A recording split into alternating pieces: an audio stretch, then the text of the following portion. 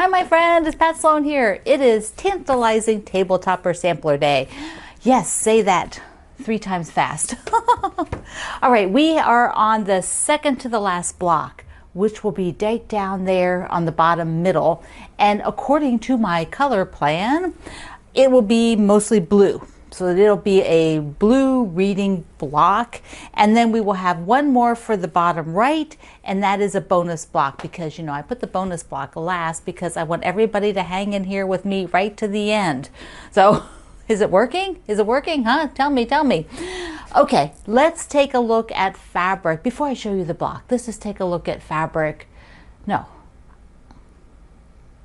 So let me show you the quilt for this week from the book, which is the Family Gathering quilt.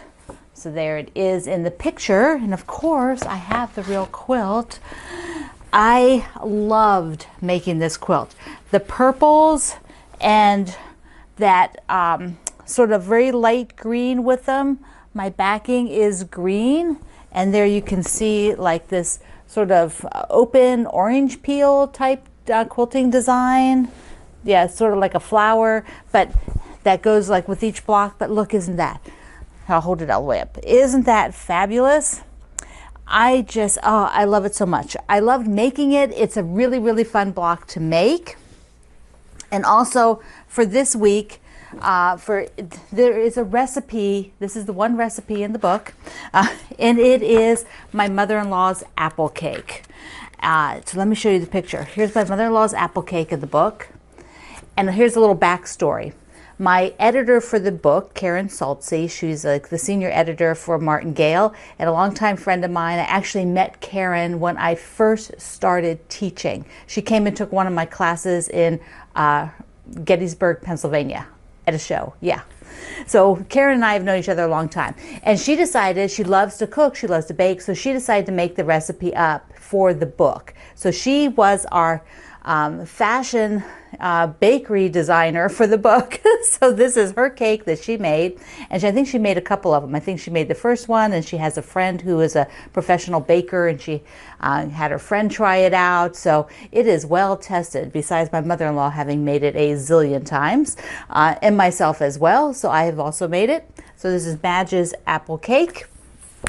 Well, let's go look at the fabrics and what I decide on, and then I'll show you my block. For this sew along, I had like a companion goal, not just having fun with the book and, you know, trying all the patterns out of it, making the sampler, but I also wanted to show you how you can add in solids to your prints so that you have a little bit different flair to the mix of your blocks, and to show you how to use the fabrics in a little bit different placement than you normally think of. So quilters normally think of like a background being light and then the design image being darker fabrics. It's kind of, or you might reverse it, having a black background and lighter things.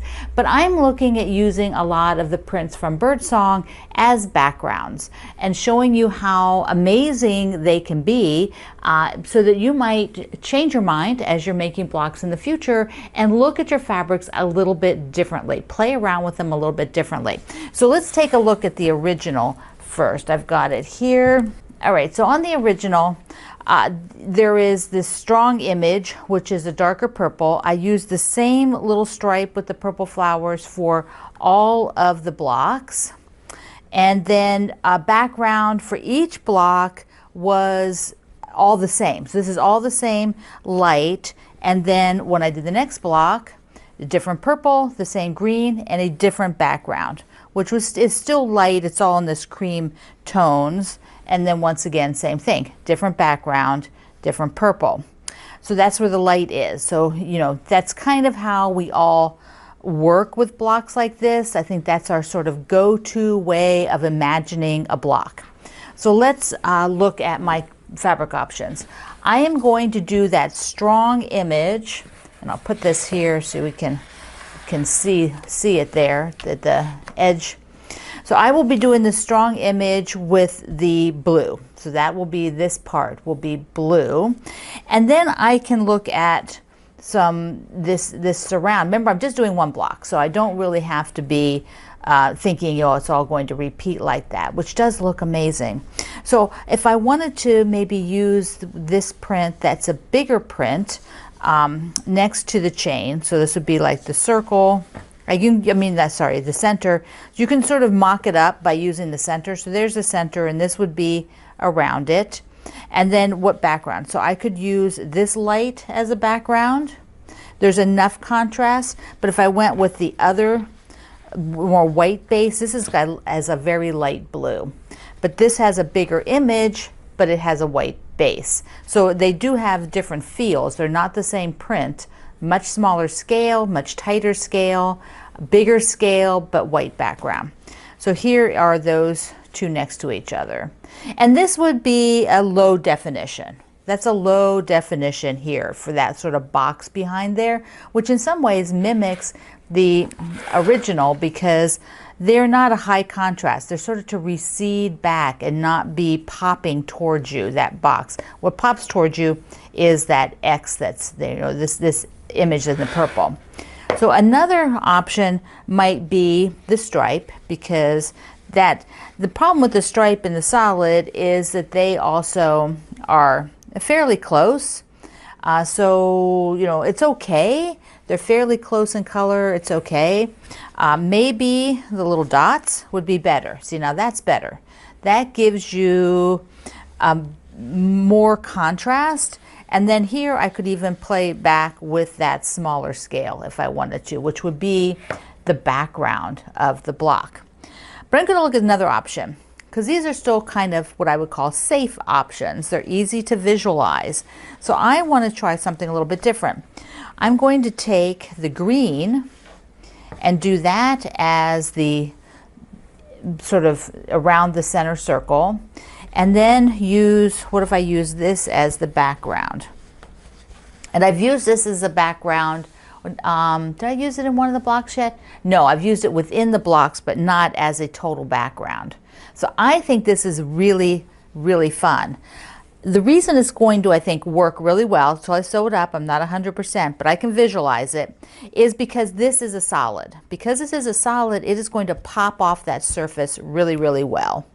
Across here, you're going to have high definition. You're not going to blend whatsoever into those big flowers. So this is the one I'm going to sew up.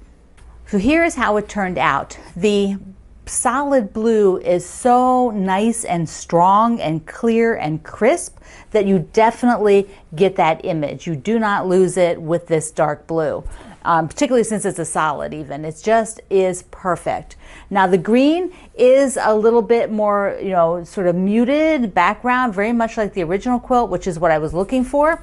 So let me put it down here. And of course on my website today, you will see a full-on, picture, so a front-facing photo of it. But yes, that is it. That is wonderful. So it gives you a chance to see, let me bring it up here again. Gives you a chance to see how using more bold fabrics as your background, a way to play around with that, particularly when then you're alternating, is high contrast and more tonal, more solid reading. You really do not lose the image at all.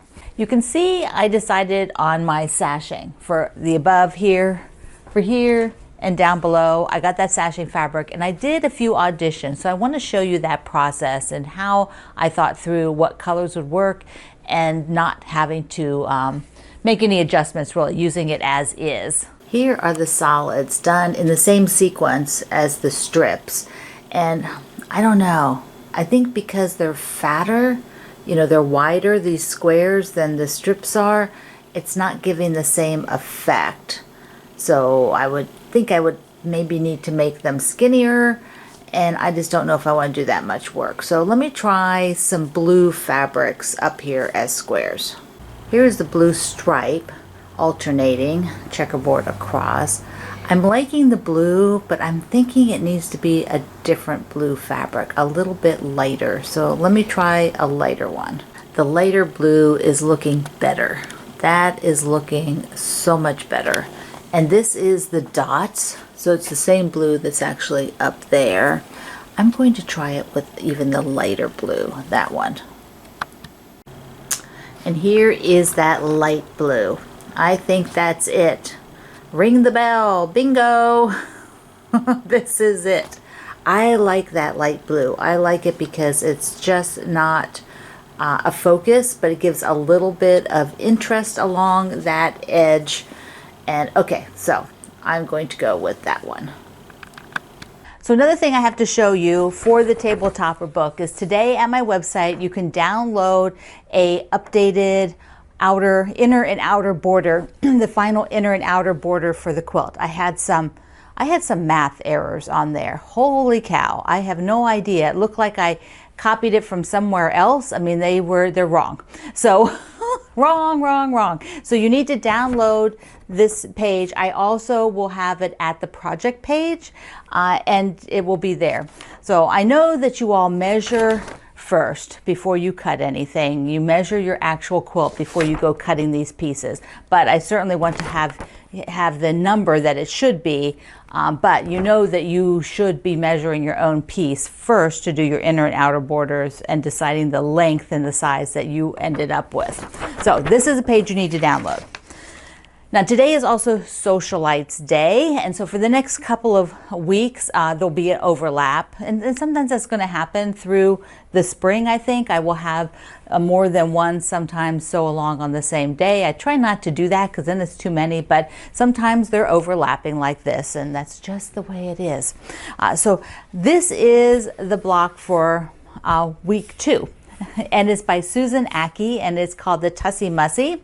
It's also, you probably have heard it as a nosegay block, so it's like a variation of a nosegay. Often you might find them on point like this, and the nosegays may not have this fancy double. So this is like a fancy double flying geese. It's just doing the double geese, the flying geese twice on the same unit on one side, and then you're rotating it. It's super cool. Fat Quarter Shop Kimberly is doing videos on how to make all these, so you can watch her videos. And I did fussy cut some little strawberries. See, little sweet little strawberries. I fussy cut those so that they were in there. I really like it. Here's the first block.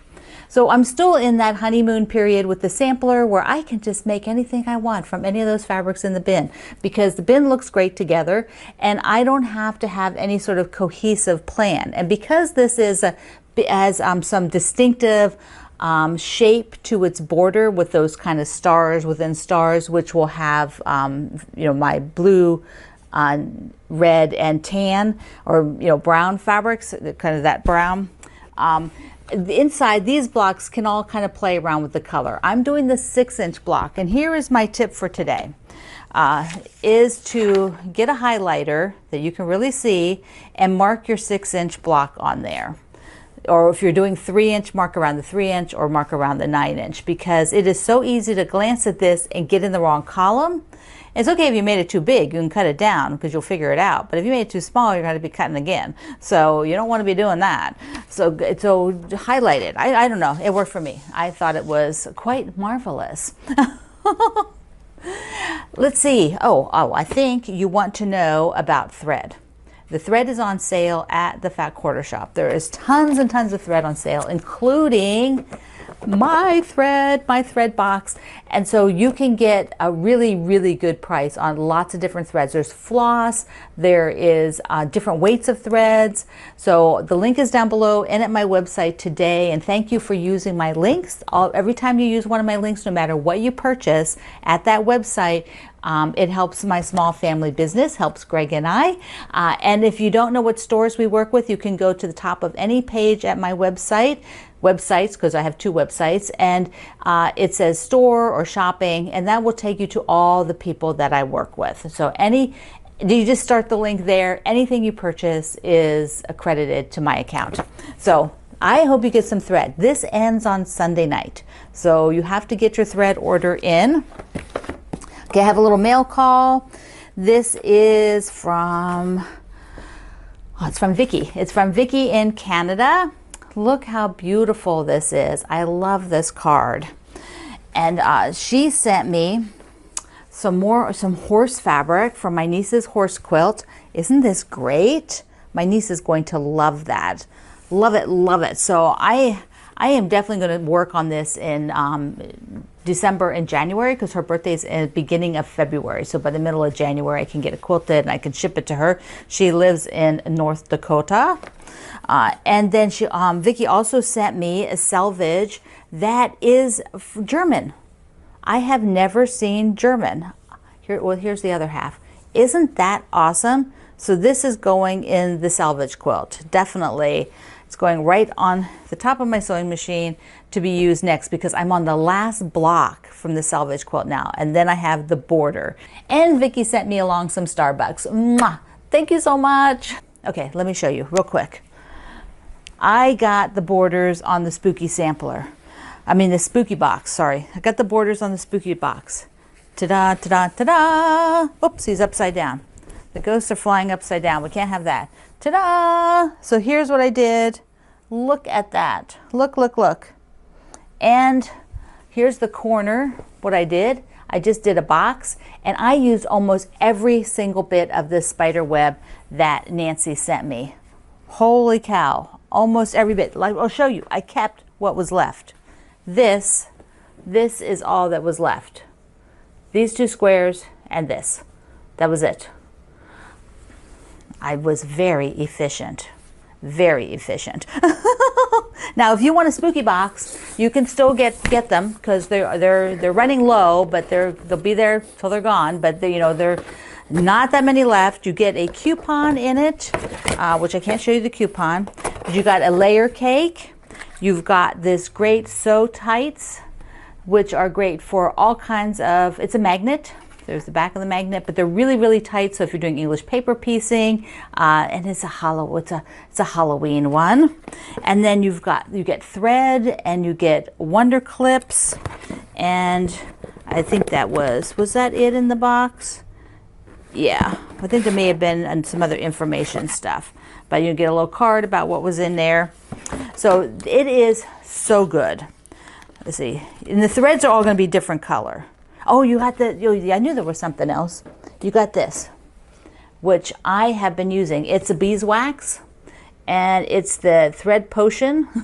Thread potion. So see, I've been using it for my cross stitch, and I love it. Love it. So that was the other thing that came in here. Okay, we're gonna wrap this up today, because I saw these Snickers with green, ghoulish green in them. Oh my goodness. I have to give a couple of these to the kids that are next door. Tell them they're green. All right, so you're going to do your block from the book today and your socialites. So there you go. Those are the two things. So I love you. Mwah. Thank you for being here in the Sloan Zone. I will see you online. Where's my clicker? There it is.